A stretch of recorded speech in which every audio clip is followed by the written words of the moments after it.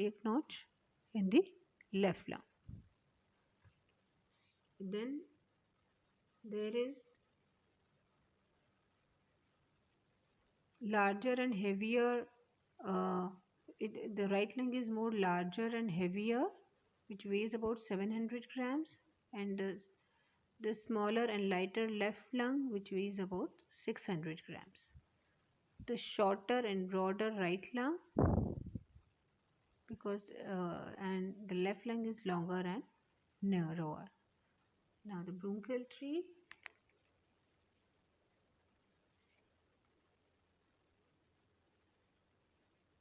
Bronchial tree. Bronchial tree.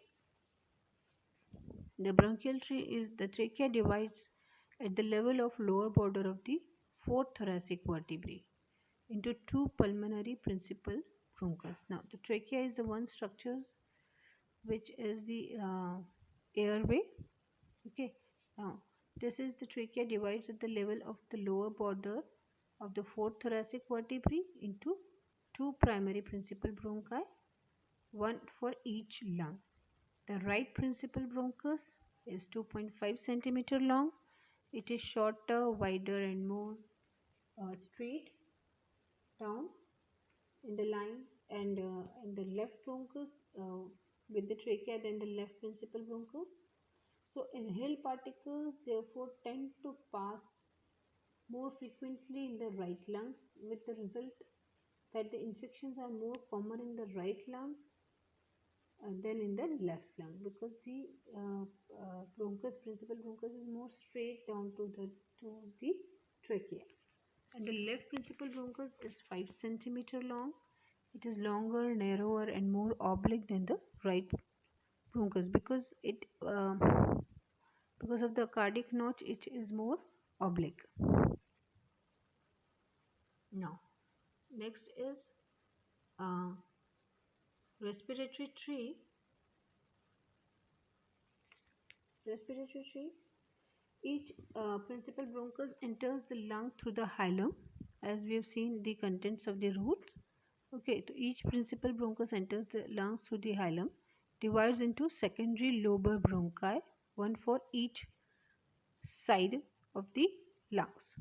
Okay, thus there are three lobar bronchi. First there is trachea, then there is two principal bronchus.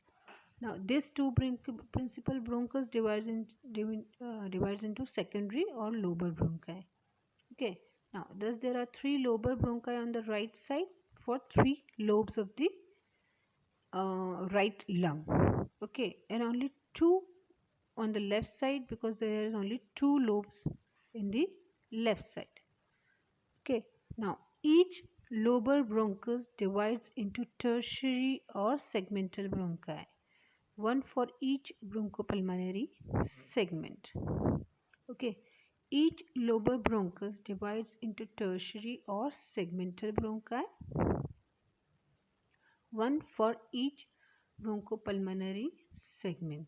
See, there are 10 bronchopulmonary segments in each lung. So, these lobar bronchus divides into tertiary or segmental bronchi in 10 parts. Okay, which are 10 on the right side, on the 10 on the left side, this bronchopulmonary segment. So the segmental bronchi divide repeatedly to form the very small branches called the terminal bronchioles. Then this segmental bronchi divides into terminal bronchioles, and still smaller branches are called the respiratory bronchioles. Now each respiratory bronchiole aerates a small part of lung known as pulmonary unit. Okay, now the segmental bronchi divides into terminal bronchi, then terminal bronchi divides into the respiratory bronchioles.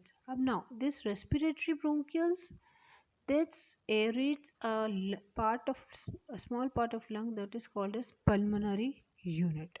Okay, which pulmonary unit is consisting of the respiratory bronchioles and the small part of lung which is aerated by that respiratory bronchiole.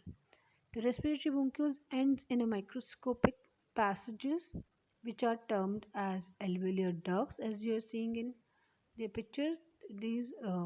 passages are called alveolar ducts. Then there is alveolar atria. Those are the atrias. Alveolar ducts divides into the atrias, and then the atrias are divided into the air sacules, and then pulmonary alveoli. The smallest unit of this lung is pulmonary alveoli. The gaseous exchanges takes place in the alveoli. These alveoli are so thin so that the tissues, the lining is so thin, the gaseous exchange takes place at this pulmonary alveoli.